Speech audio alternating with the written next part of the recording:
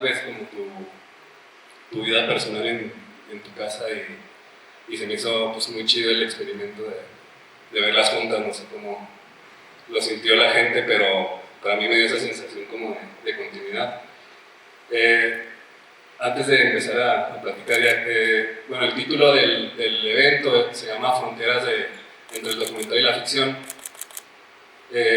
Para los que no sepan, pues Diego es de Tijuana, nos está visitando desde Tijuana y también como que nos hacía sentido ese nombre, pues porque vives en la frontera, ¿no? Y todo este tema de cómo se mezcla el documental con la ficción, pues para mí se me hace como un lenguaje que desarrollaste muy interesante, pues, y quisiera que pues empezáramos, que nos contaras un poquito cómo fue que fuiste desarrollando ese estilo, si fue como orgánico o fue más como en referencias de otros directores, no sé, si les puedes contar. Creo que fue una combinación de ambas cosas, entre que es algo que los proyectos que me pedían que fueran de esa forma, y al mismo tiempo yo tenía referencias de directores que hacen cosas similares, entonces que eso me daba seguridad, ¿no? Como de que sabía que funcionaba o que me gustaba al menos, ¿no? En el caso de Fundadores, creo que la idea inicial era algo más de ficción, más tradicional, pero yo tomé la decisión de actuar yo mismo. Originalmente no pensaba ser yo, pero iba a ser complicado buscar a alguien que haga todas las cosas que hago, ¿no? y que actúe bien y que pues, eran cosas que yo ya hacía muy técnicas, ¿no? Cortar, o sea, subir escaleras y todo eso. Entonces dije, pues lo voy a hacer yo, ¿no? Y también sirve que me ahorro un salario y todo eso. Entonces empezaron a filtrarse cosas de mi vida personal a la película y como que de alguna manera eso le fue proporcionando como un carácter más documental a algo que originalmente yo lo pensaba más como una ficción, ¿no? Y bueno, esa película de Los Fundadores la escribí junto con Melissa. Melissa es la chica que sale en la segunda película. Ella y yo trabajamos, hiciste novia además. Ella y yo trabajamos juntos en todo lo que hemos hecho. Y en Fundadores, cuando nos dimos cuenta que se estaban metiendo más cosas en nuestras vidas personales, en vez de como ignorar eso, decidimos como seguir ese camino y nos planteamos la pregunta de entonces, ¿qué es lo que está pasando ahorita con nuestras vidas? ¿No? Como, ¿qué cosas nos interesan? Y justo en ese momento en el que estaba haciendo la película estaba corriendo la deuda con mi universidad, ¿no? Entonces, como que es algo que me ha gustado mantener, la idea de que las cosas que ocurren en el presente, en el momento en el que estoy haciendo la película, se incluyen, ¿no? Como cosas que incluso podrían parecer como más anecdóticas o contextuales, hasta periodísticas incluso, porque lo de la deuda es real y todo eso. Entonces, siento que todos estos elementos le dotan de cierto carácter documental y al mismo tiempo también el hecho de que la forma en la que se hizo, ¿no? Como si escribimos un guión que tenía un orden el orden en el que queríamos ver cómo sucedían las cosas, pero no escribimos los diálogos de la película, ¿no? Le dimos la oportunidad a los actores que los diálogos ellos lo improvisaran, lo dijeran con sus palabras, lo que se les ocurriera en el momento. Entonces muchas veces lo que pasaba en las escenas es que capturábamos, documentábamos como ciertas cositas que ocurrían y que ya no volvían a pasar después, ¿no? Como que a Andrés se le caía la cerveza en el bar, cosas que nosotros no planeábamos, ¿no? Y que hacían que la escena sea muy orgánica, como que se sintiera algo, pues porque es real, ¿no? Porque si lo repetimos ya no nos iba a salir. Y justo, curiosamente también en esa película, como la mayoría de las escenas las logramos, las conseguimos como en el tercer intento, porque si seguíamos grabando y seguíamos intentando, todo comenzaba a ser más ficción, ¿no? Porque ya nos memorizábamos, ya sabíamos lo que iba a pasar. Pero tenías como esa sí, como esa pauta o ese como reto de no llegar a la ficción, entonces era como una manera de construir la película. Sí, como que de alguna manera yo también, en las escenas en las que yo participaba, si salía bueno, por ejemplo, en la toma 1 yo decía una cosa y en la toma 2 yo decía otra cosa, también como para que la interacción o los reaccionen a cosas del momento, como para que los actores, como si estuvieran en la vida real, ¿no? Como que ignoren la cámara, que ignoren todo eso. También la cámara por eso también está muy distante siempre, ¿no? En esa película. Y también no tuvimos miedo de que se incluyeran las cuestiones del sonido, ¿no? Si pasaba un avión, que cosas como que en el cine de ficción normalmente se intentan quitar, ¿no? Como todos estos ruidos que no son planeados, ¿no? Los diálogos que distraen o que no son planeados. Aquí al contrario, ¿no? Como que teníamos una idea como también de que hacer un paisaje de la ciudad, entonces como que todos muy fundadores. Y por ejemplo, comentabas que para los fundadores hubo guión, me imagino que para Agua Caliente también escribiste una especie de guión, pero me lo imagino más como una escaleta, ¿no? Que es una lista de... Pues hasta ahí lo retratas, ¿no? Tu mamá preguntándole como, oye, mañana qué quieres hacer, ¿no? Entonces, ¿cómo fue un poco el proceso del orden del guión? Sí, es curioso porque Agua Caliente, o sea, menciono fundadores que inició como una ficción y luego se le metieron elementos documentales. Y Agua Caliente fue al revés, inició como un documental y luego le fui metiendo la ficción, ¿no? Porque yo en un inicio, yo todavía estaba en la universidad y ocurrió la pandemia y nos mandaron a la casa, ¿no? A terminar el semestre en línea. Y tenía una clase de cine documental y el profesor como pues ya nos dijo, como hagan lo que puedan en su casa, ¿no? Originalmente tenemos como otra expectativa de un proyecto final, más ambicioso, etc. Y el profesor nos dijo, hagan lo que puedan. Y yo empecé a hacer como un registro documental de mi casa, de mi mamá, grabarla así, a veces sin decirle, sin avisarle, sin intervenir. Entonces era un documental observacional. Pero me empezó a aburrir, ¿no? Como que ya sentía que necesitaba algo. Y yo empecé a darle indicaciones a mi mamá también, ¿no? Como se me ocurrían cosas y le daba indicaciones de qué hacer. Y me daba cuenta como que ella no lo hacía muy bien cuando yo le decía qué era lo que tenía que hacer. Ella lo hacía bien cuando ella hacía lo que quería, ¿no? Entonces, mucho como del tono cómico de la película es propuesta de mi mamá. Entonces, como que de alguna manera, no un guión como tal, pero sí cada día antes hablábamos como de que estaría bueno grabar. Y digamos que el guión ocurría mientras yo editaba, ¿no? Como que me salté esa parte del guión porque lo estaba haciendo todo al mismo tiempo, ¿no? Grabar, editar y lo que sí se escribió mucho es el final de la película, toda esta parte de Melissa. Sí escribimos juntos como una escaleta de va a pasar esto, luego esto, luego esto, porque también la película necesitaba un final, ¿no? Como que sentía que podía ser una película muy redonda, pero para lograrlo sí necesitaba ponerme a escribir, que tuviera como un cierre. Sí, pero de esa parte, por ejemplo, Isis, el colectivo me preguntaba, oye, ¿y si se casó Diego? No, es mentira, ¿no? Sí, eso me preguntan todo el tiempo. Yo te lo pregunto entonces.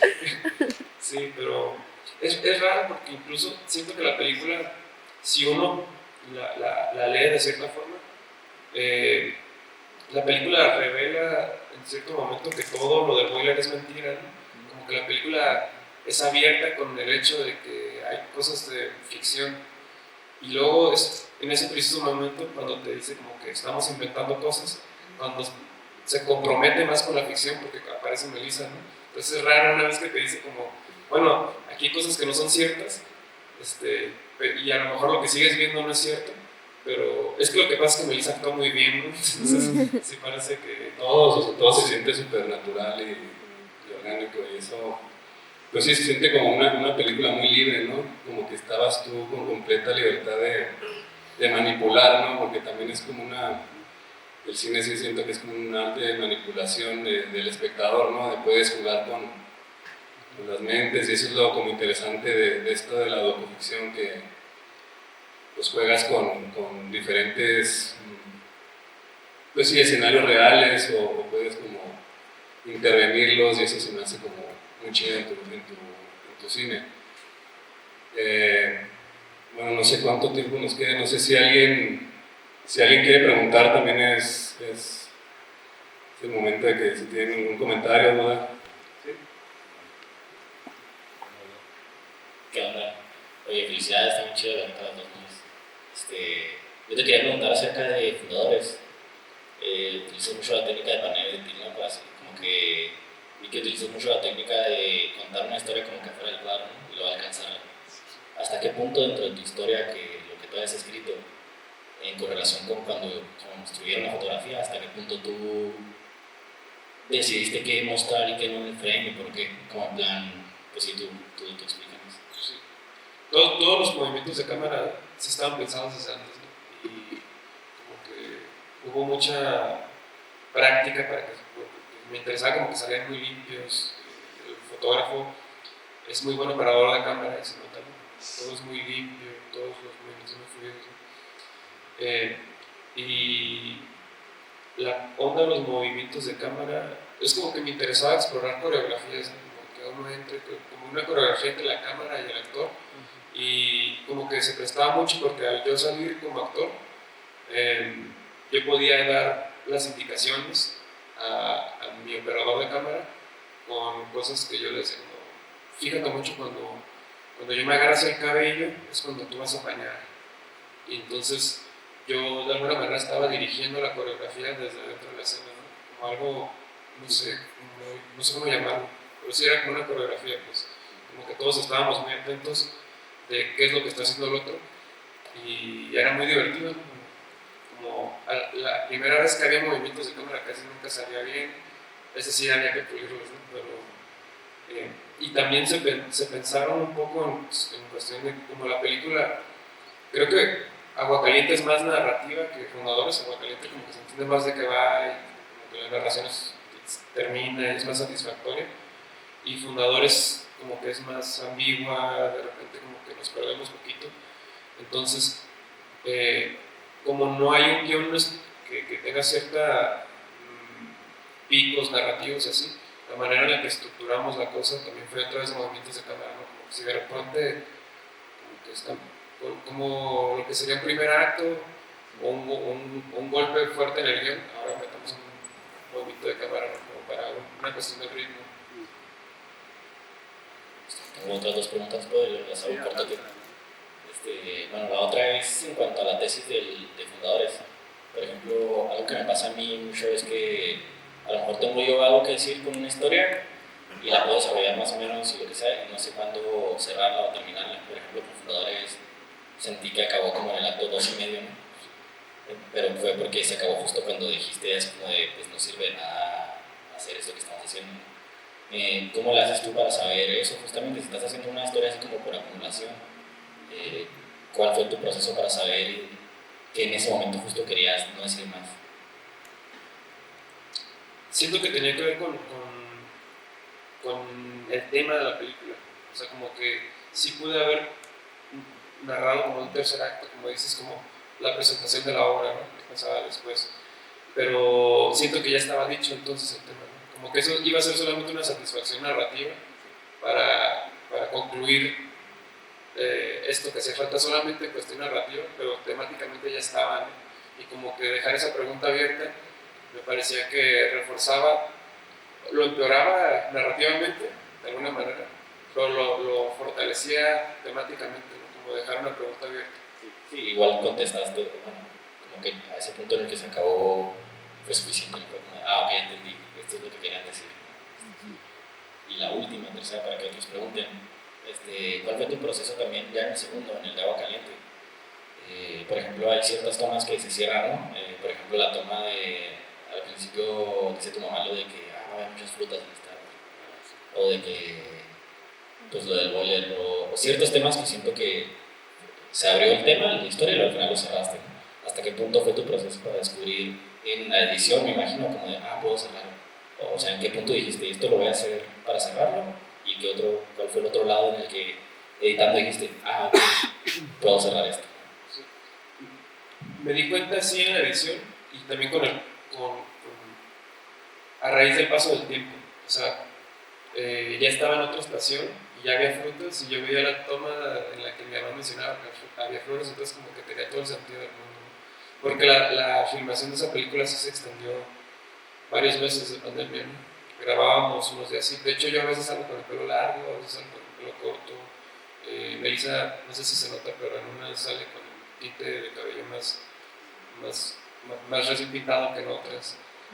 Pero no importaba mucho porque era como una cosa de juego, ¿no? Era una película que se trataba de jugar, hacer una película.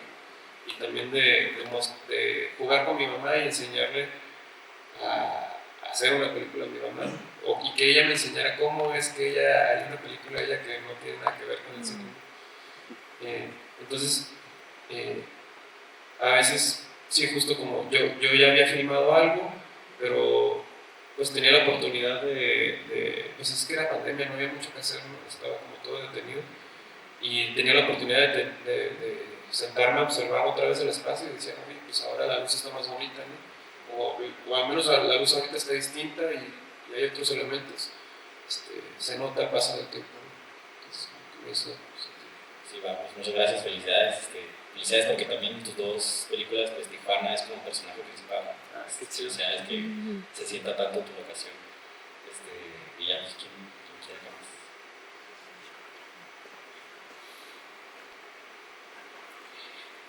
Yo quiero preguntarte sobre presupuestos porque creo que hablaste que las dos son de bajo presupuesto.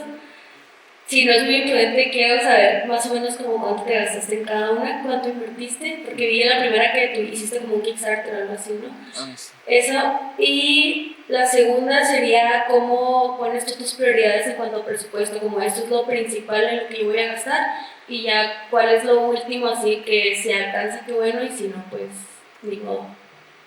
La primera película la hicimos con un Kickstarter, que es una manera de recaudar fondos por internet en la que la gente te puede donar. Dices, este es mi proyecto y quienes les lata te donan con su tarjeta de crédito. Y juntamos la mitad del presupuesto y la otra mitad la puse yo con ahorros y Melissa también. En total fueron como $4,500 lo que costó la película.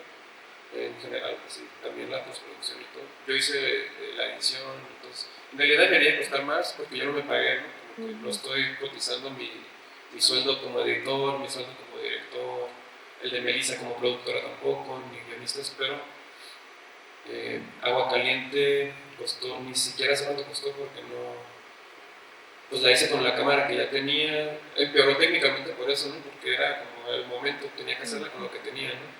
No tenía un buen equipo de sonido, tenía una cámara muy pequeña, pero tenía otras cosas que pude acceder a otras cosas que en la primera película no. Entonces, yo creo que me gasté los globos de la cena, solo como cositas bien pequeñas, quizá. En sonido sí le pagué, para Aguacaliente sí me gasté como $200 para el diseño sonoro, que un amigo me hizo como ese trabajo.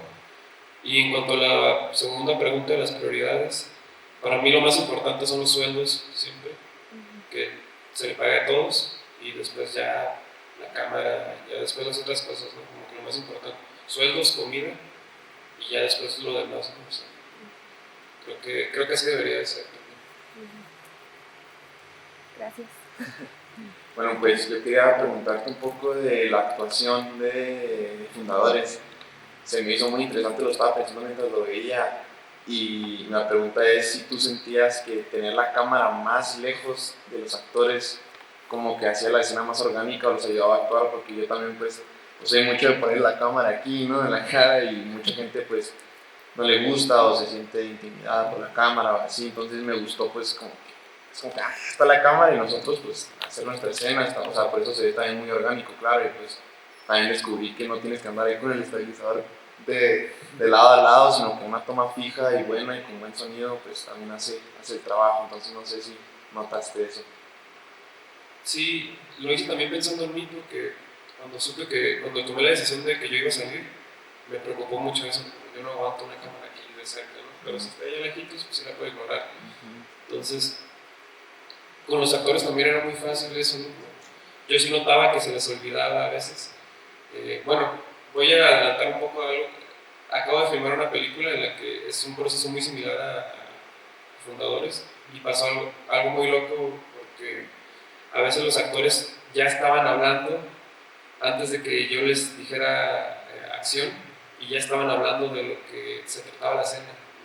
Entonces cuando yo decía acción, solamente decía como pero no cambiaban lo que estaban diciendo. Entonces, y terminaba la escena y se sentía que no había terminado.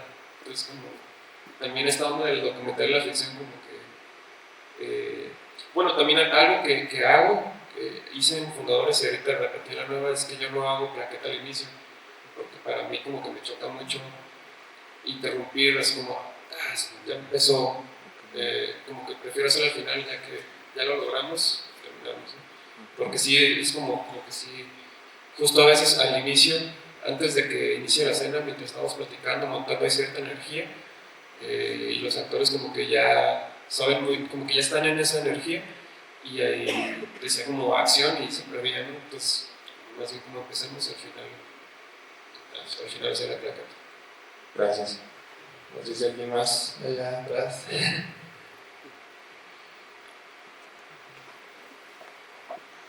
¿Seguros?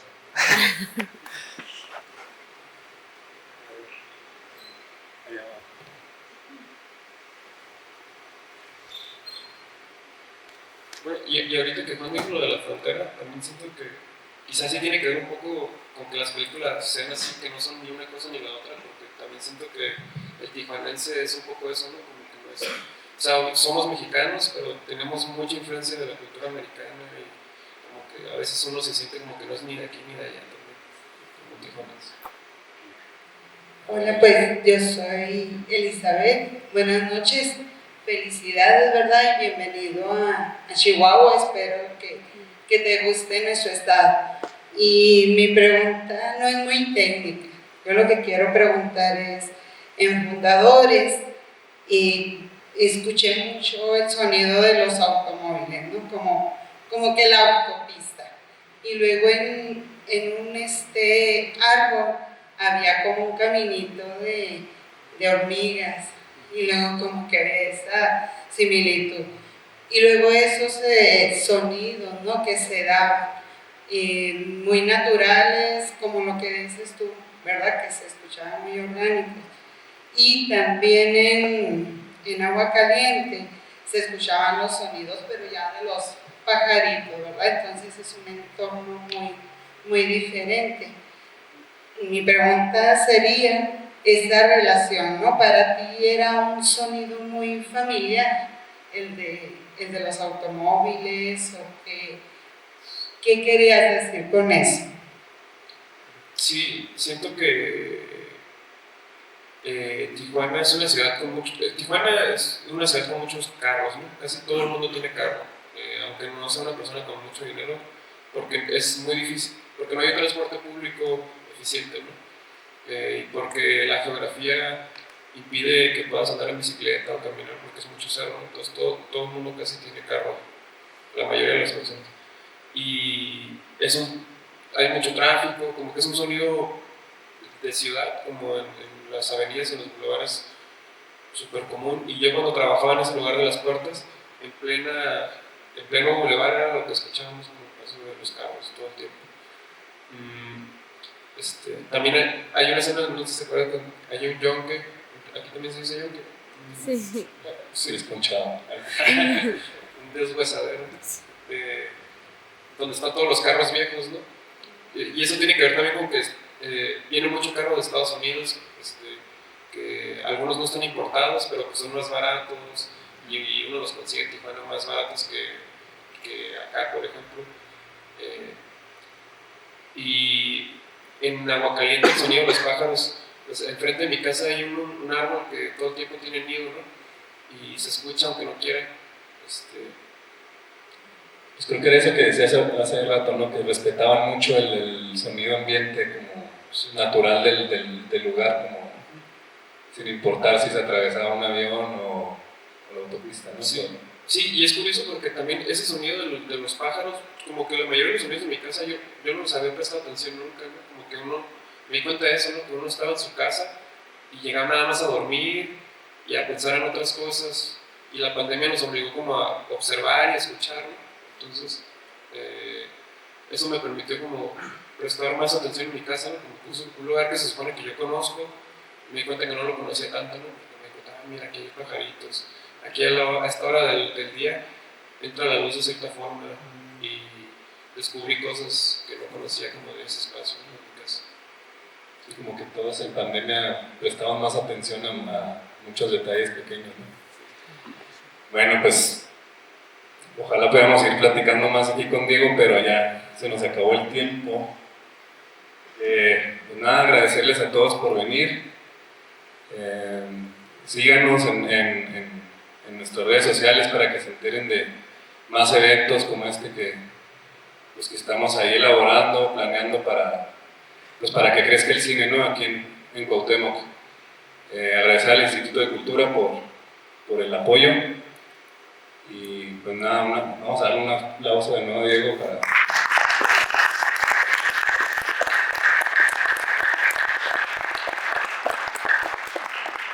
Muchas gracias a todos por venir.